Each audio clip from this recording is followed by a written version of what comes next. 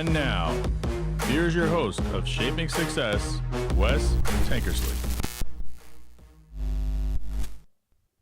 What is up, everyone? Welcome back to another edition of Two Nobodies Who Know Nothing with myself and Robert Watson. If you would like to support the show, please go over to patreon.com/Wes Tankersley. You can join for as little as $3 a month and help support the show, keep it going. Robert and I have been doing this for quite a while now, maybe 2 years, I would say. And we are, we were once deemed two nobodies who know nothing. And it's funny, Robert, last week you missed, and then the week before I wasn't able to go. So it's been 2 weeks, and I decided last week, I need to get an episode out. So I did a solo episode and talked a little bit about a couple of things. And I think you and I talked about the Charlie Kirk and then the Renee Good and then the Alex Preddy situation and how people are comparing them as the same thing or not the same thing. And I posted a clip about it. And it was funny that there were so many people that jumped in on this one clip. And even this guy who had said, well, this is what is funny to me is that, and this is what I want to talk about this morning, is that when you start to have a conversation with someone who is so far right or so far left, they will start out having a normal conversation and then turn it into name calling. And they use almost every single time 3 different terms, okay? When you don't agree with them, instead of having a normal conversation, and they only see what they want to see. And that was one of the things I liked about Charlie Kirk was even though he had his opinion on something, he was willing to listen to other people and their scenarios about what they're talking about. And he wasn't a name caller, but the people who didn't agree with him started calling him these things. They call Trump a dictator, right? They call him a Nazi. They call him a bigot. And these are the 3 words that they use all the time to start describing you when you don't agree with their opinion. And I just wanted to talk a little bit about that because I don't think these people actually know what they mean, what these terms are, and how they are completely different than what is going on in their world. Yeah, it's funny. I would throw in another word. It's fascist, which you get quite a bit.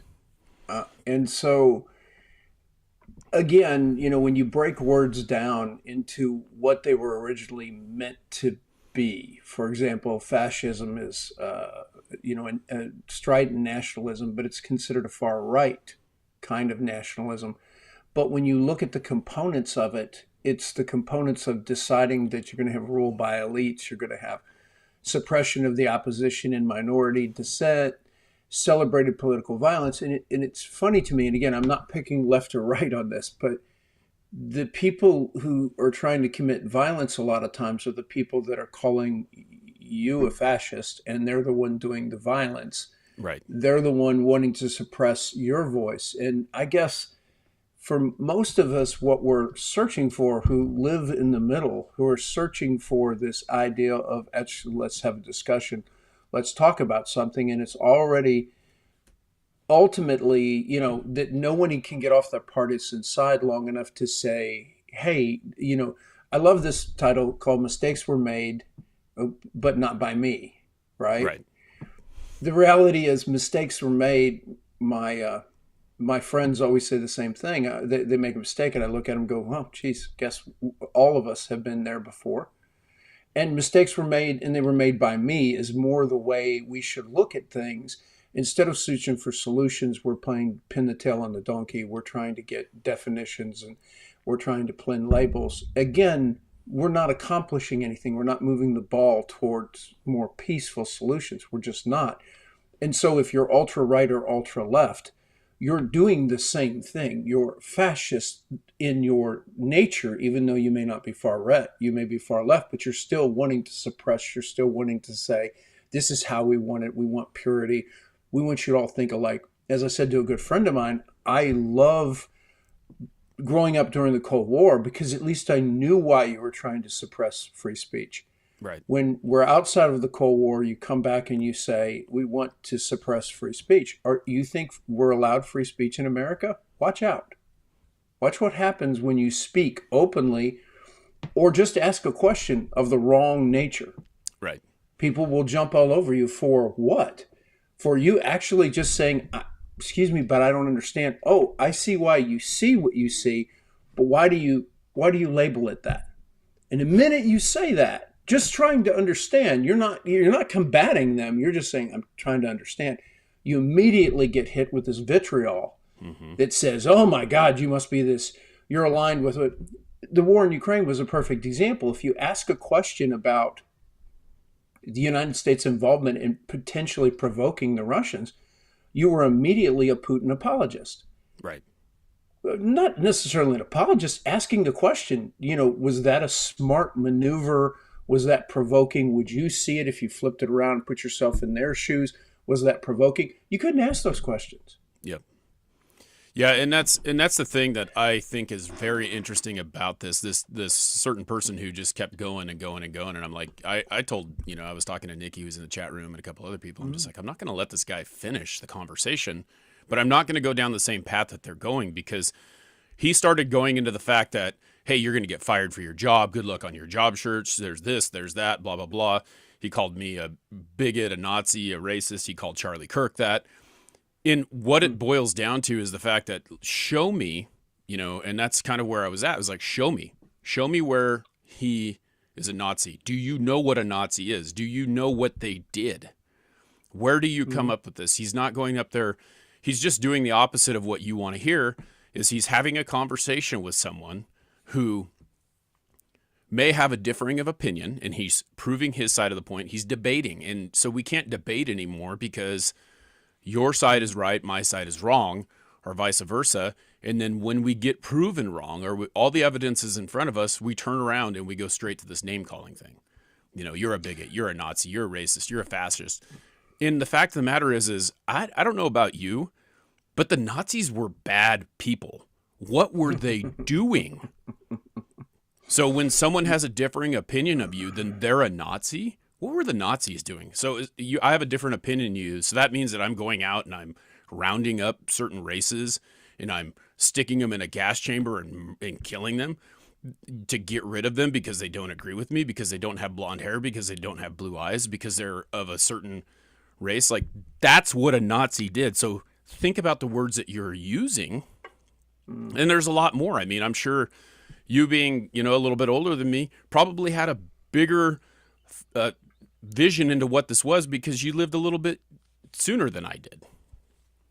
Well, I guess, unfortunately or fortunately, I was stationed in West Germany in the 80s. And so I actually had occasion to meet Nazis. Granted, they were older, but some, couldn't get as far away from the ideology as they possibly could, literally because of the acts, the heinous acts. Others still believed in the ideology, not necessarily the acts. Some pretty much believed in both. And so, and this is after the fact. So yeah, I have a hard time with that. Bill Mayer said it best one time when they were talking about Trump, and Bill Mayer said, please stop calling him a Nazi. Please stop. And the reason why, he said, please, I know what those people did. And again, that's always trying to villainize and bring the debate to the lowest level it possibly can. Right. Let's keep the debate up here where it needs to be, where we're actually talking about ideas. And if we do need to do the schoolboy thing, which is this is what you are, this is what they used to say the worst thing in the world you could ever do was, for example, call your wife a name. Yep. Right. You are, instead of you are acting like, yep. Right. For example, you are a child. Ooh, you're acting like a child. Okay. It's still tough things to say to your spouse, but they are different. Right? You are a child. You're acting like a child. Well, when they look back and reflect on their behavior, they may go, yeah, you're kind of right. I was acting childish. Okay. But I'm not a child. And that's the same thing you can say if you want to use the label correctly. You don't say they are a Nazi. They're acting like a Nazi. Okay. Well, fair enough in some of your labels, but just that distinction at least lifts the debate and elevates it just a little bit from this "you are" thing. because Yeah. that's not, yeah, that doesn't get us anywhere. Yeah, and that's it. It's like, it's funny to me because I refuse to resort to name calling. I refuse to try to impose my view on someone, but I am going to talk back and say, hey, look, this is where I see you're wrong in your thinking. And then the moment that you call it out, you become a racist, you become a Nazi, you become this or that. Something that really, hits home. And you think about, they're calling the administration a racist, and you start to think about, well, why are we saying this? Why are we, you didn't say this about Obama. You didn't say this about Biden. You didn't say this about Clinton, but you're saying this about Trump because it's at the forefront and it's on social media. And you see that they're grounding up illegal people who came here without doing it the correct way. And there's many people who did it the legal way who are complaining that these people are just showing up and they just opened a border. It has nothing to do with racism. It has to do with, this person is from this country. They didn't come to our country correctly. And so they need to go back to their country and come back to our country correctly if they want to do that. And so now all of a sudden you're a racist because you did something illegally. And people have a lot of problems with the legal system and how, it was funny. One of the debates and the arguments was that Charlie was killed by some crazy lunatic. The other two were killed by officers of the law. Well, were they following the law? And my point was, they had a choice, right? Renee Good had a choice. When the officer asked her to get out of the car, she did not get out of the car. Charlie Kirk was sitting down at a desk and someone shot him. Now, all three of these deaths were tragic. However, the circumstances that led to the deaths of these three people are not the same. And they had a choice of what they did. Charlie did not. Charlie sat down and got shot. These other people were asked to do certain things. They refused to do them. They think that they are the law when they don't, when they're doing the things that they're doing, and they are acting above the law. So if they would have just followed what was asked of them, they would have survived. Instead, they did things that are not legal and ended up losing their lives. All three tragic deaths, but different circumstances. Yeah, I think since the battle we face, people are upset about immigration, and we've had a long, storied, and actually glorious, relationship with immigration. We're a country of immigrants. Mm-hmm. We have had our ups and downs with illegal and illegal. Whether your family came in legally or illegally, I don't know. So we've got this long. Here's the point. I think everybody's stretched to the max in saying, hey, listen, the system's broken. Mm-hmm. Everybody agrees that it doesn't function the way it's supposed to. So if we focus on getting the system to function back again. Now, do I necessarily agree with the administration's policy? No, I don't. But here's the point. We have a legal system for changing that. And the legal system for changing that is, if you don't like it, vote them out. Right. Okay, that is the legal system for fixing this. And incidentally, if you want to silently protest properly, absolutely. Okay, absolutely. Yeah. Because this is what our country's about.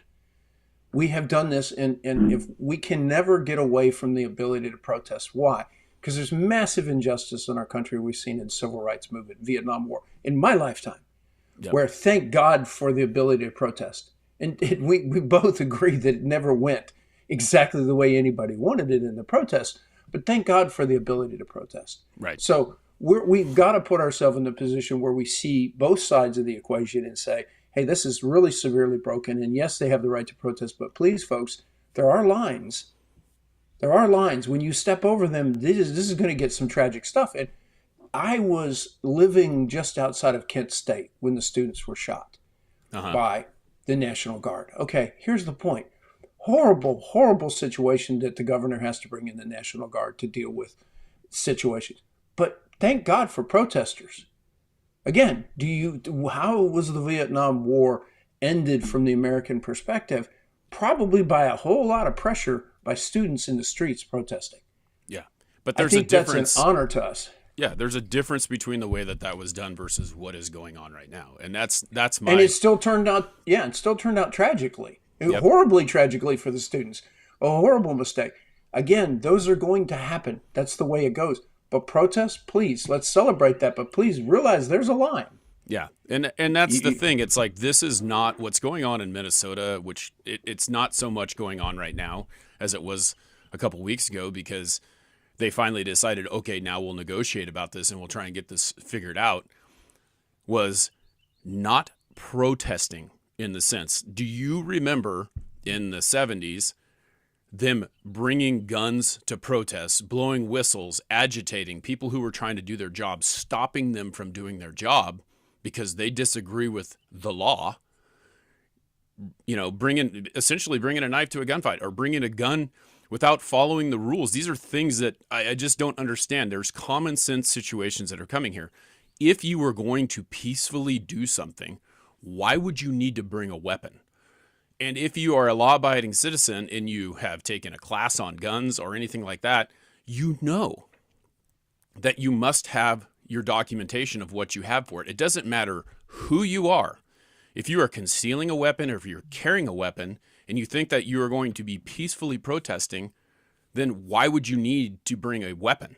And if you brought that weapon, why would you not need the proper documentation? You know, when you get pulled over, I was a teacher for 4 years, and 2 of those years I taught, or one of those years I taught a senior project class where we had an officer come in to the classroom and talk to the students about the way that you conduct yourself when you get pulled over, when it's a traffic stop. The officer does not know if you have a weapon. They do not know if you have drugs. They do not know if you're under the influence. But what they've seen is some type of infraction, possibly speeding, right? Okay, so you're speeding. You're going 60 and a 55. They pull you over, and then you walk up, and the first thing you start doing is wrestling around in your glove box trying to find your license and registration, because you know that that's what they're going to ask for. That's not a good idea. What you should do is you should roll down your windows, stick your hands on the steering wheel. It doesn't matter what color, race, gender, whatever you are, and then listen to them ask you to do that, and then you can get it while they are watching you. Because if they see you shuffling and rifling around in your glove box, they're instantly thinking, because they're on high alert, because they've pulled you over, that you're going to be freaking out and you may pull out a weapon and shoot them. When I took my concealed weapon class, they said, if you have a concealed weapon, if you are carrying a gun inside your car, you need to make sure that you hand them both. You hands on the steering wheel, window down. They come up, they ask you for your license and registration. You hand them both your concealed weapons permit and your driver's license, and then let them know, hey, I have a weapon in the car. And then they're like, I've heard it more times than not when someone gets pulled over and they do that. Okay, well, here's the deal. I don't want to show you yours. You don't show me, I don't want to show you mine. You don't show me yours. That's all there is. It's a routine traffic stop. You were speeding. This is what I pulled you over for. Let's get this taken care of.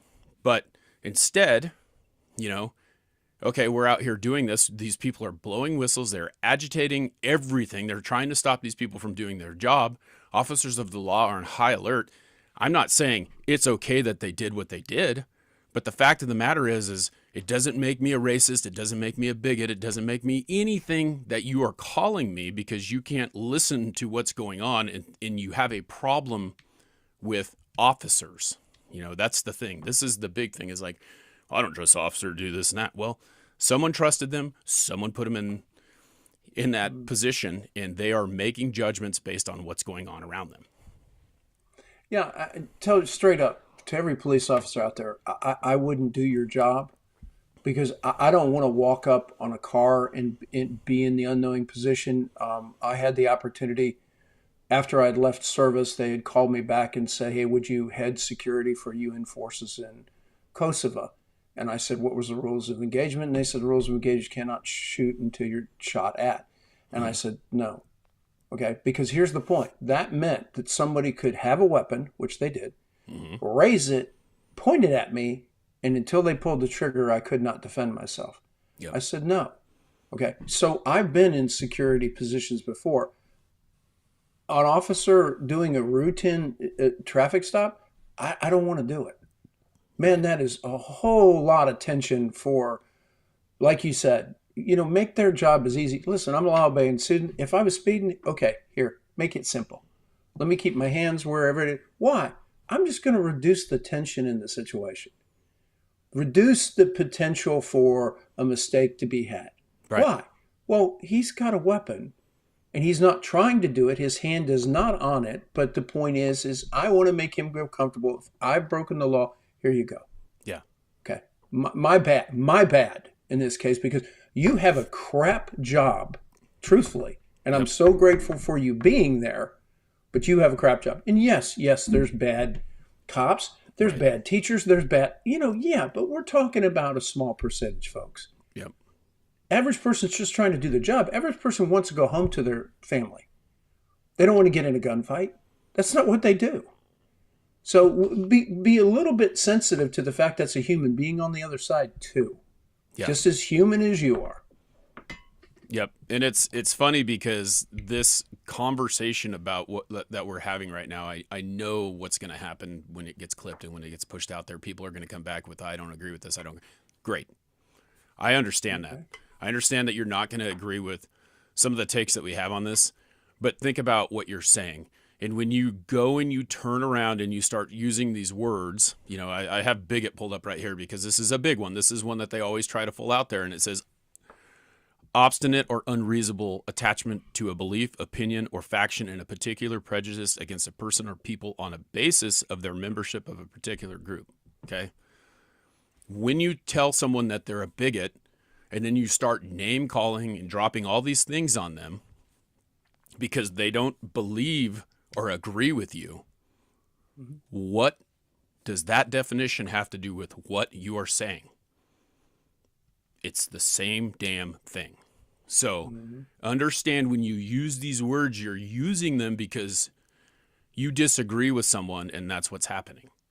It's the same thing. So the hypocrisy, and I responded to a couple comments. I mean, this post that I put up the other day, I responded to a bunch of comments saying the hypocrisy is real because when you're calling people these names, when you're saying these things, when you don't know anything about them and you're taking it in the context of what you believe because of the situation you've been in, then you are being the same thing that you're telling people.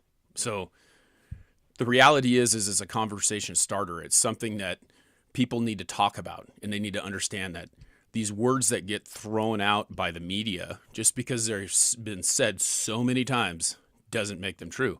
And I'm not saying that one side or the other is perfect. I mean, you look at our president. All right. I may not like some of the things he says. I like some of the things he does. Same thing with the other side. But when you get on national TV and you start talking about other people in a certain way, I mean, just because you say it doesn't mean that it's true. I mean, we can all sit there and listen to some of the nicknames he gives people, Sleepy Joe Biden, Crooked Hillary, like these are the things that he does and he says. Now, does that necessarily mean that they are that way? No. But then on the other side, we start going down this, he's a fascist, he's a racist, he's a bigot. And as many times as you say it, like when Trump was running for president, the Trump this, the Trump that, like they put his name in front of it and people hear it. And just because it keeps getting said over and over again, they believe it. Do your research. Look into it. Don't start calling people names and saying things that you're saying when you're doing the same thing that you're accusing them of doing. Yeah. I think I've always come to the position that if somebody believes one idea or one notion about me, the reason I don't care is simple. They've never taken the time to get to know me. Right. What you've done is you're conveniently putting me in whatever peg or hole you want to. And you know what? That's super, but don't expect me to respond to it positively or negatively because you don't know me. Right. And a lot of times you'll see this snap judgment thing that we're trying to get away from. If you want to know someone, you kind of deep dive into that. Again, I'll pick on Bill Mayer, who had dinner with Donald Trump. And the point his was he was surprised that the man was not a caricature. It was shockingly that people have depth. Yep. But that hasn't changed Bill Mayer from forcibly saying what he opposes in the Trump administration. Yep. I'm all for that. But he's not running around with the label thing. He's running around with I oppose what your policy is with every fiber of my being. Super. That's exactly what democracy is about. Right. Let's oppose the policy with every fiber of our being. If you disagree with people being kicked out of the country because they're illegal immigrants, absolutely object to the policy with every fiber of your being. Protest peacefully. Vote them out. Right. In the simplest terms, vote them out. Become an advocate for making sure that they don't get reelected. There you go. That's your voice. Yeah. Again, I says you, protest. Please protest peacefully. But please protest.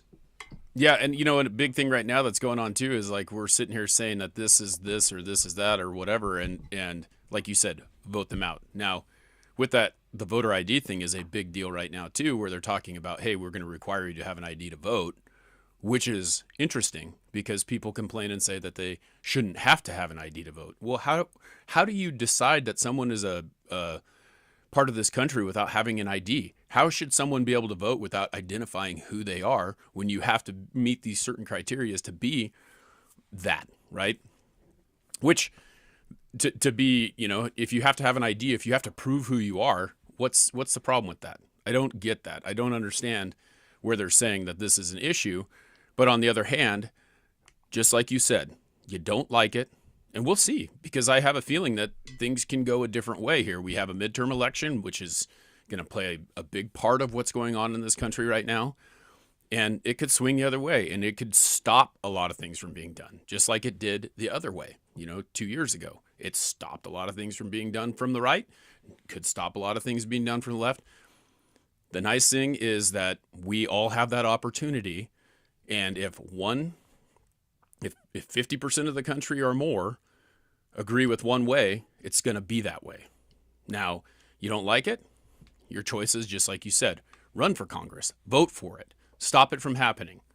But sitting there doing the things that you're accusing of other people of doing is just insane to me. The big thing right now that I hear all the time from my 12-year-old daughter is so-and-so is bullying me.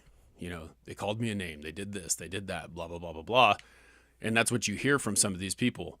You're a bully, you're this, you're that, and then they turn around and they do the same damn thing to you. So what makes it any better, whatever side you're on, when you turn around and do the same thing back to those people if you believe that they're actually doing it?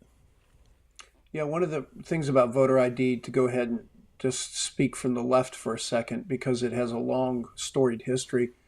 Getting a voter ID is a disproportionate burden on the poor. Number one, it's disproportionate because IDs cost money. Number two, because they have to take off time and work to go get them. So there are some real issues with voter ID that have nothing to do with the part that you're talking about, which is identifying the person who's voting.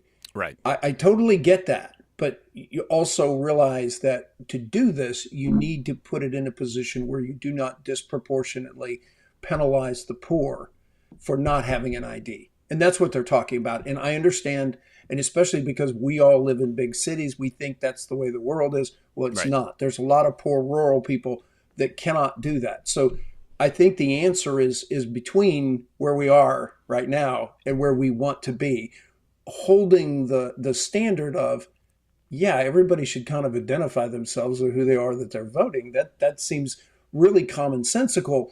The vehicle is the issue. I think the standard.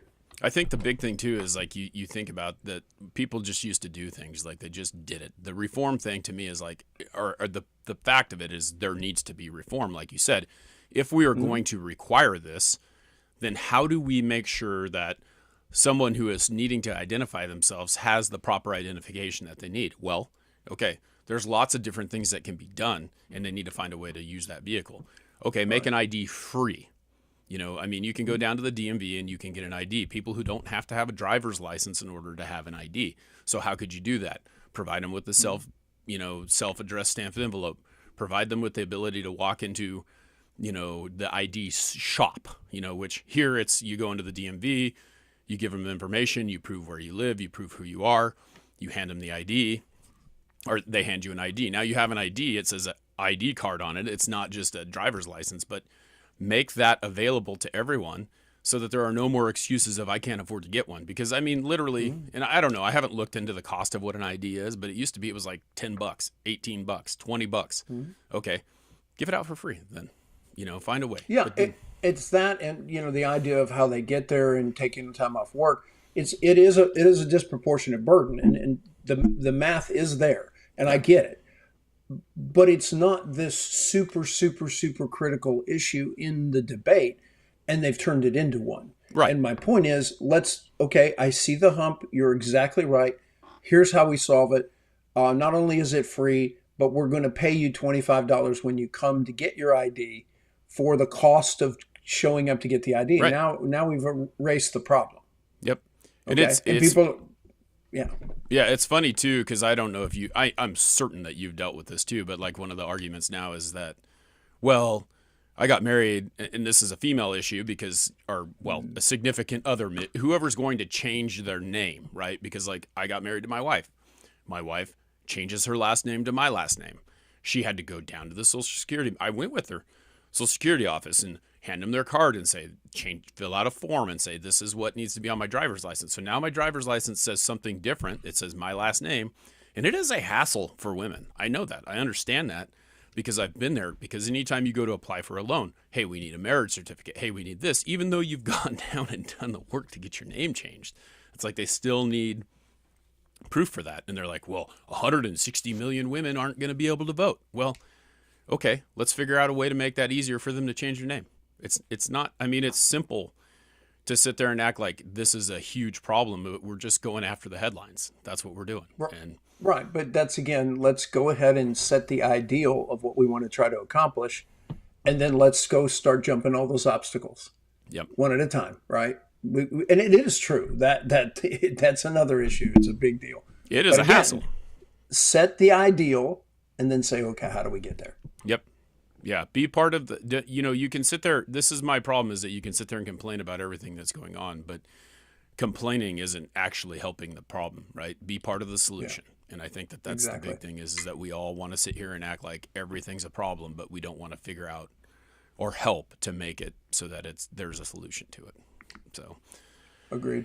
Hot topic. I'm sure we'll have some more stuff going on about it, but the fact of the matter is that people will say things that they don't understand or they don't, they think they believe, but they really need to go into it, and think about what they're saying, how they're saying it, who they're saying it to, because the reality is that I wouldn't talk about something if I hadn't looked at both sides and dove into both sides of everything and looked at every angle that there is. And I think you're the same way.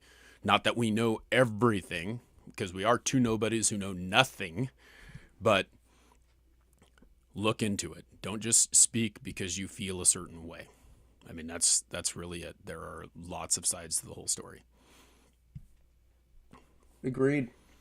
All right, everyone. Well, thanks for hanging out for us. If you want to come check us out every Monday, 7 o'clock. Not 7 o'clock. 4 o'clock. It's 7 o'clock Eastern time, right? Yep. 7 o'clock Eastern time, 5 o'clock Mountain time. Come hang out with us. Two nobodies who know nothing. Robert, until next week. Have a wonderful week, everyone, and thank you. Yep.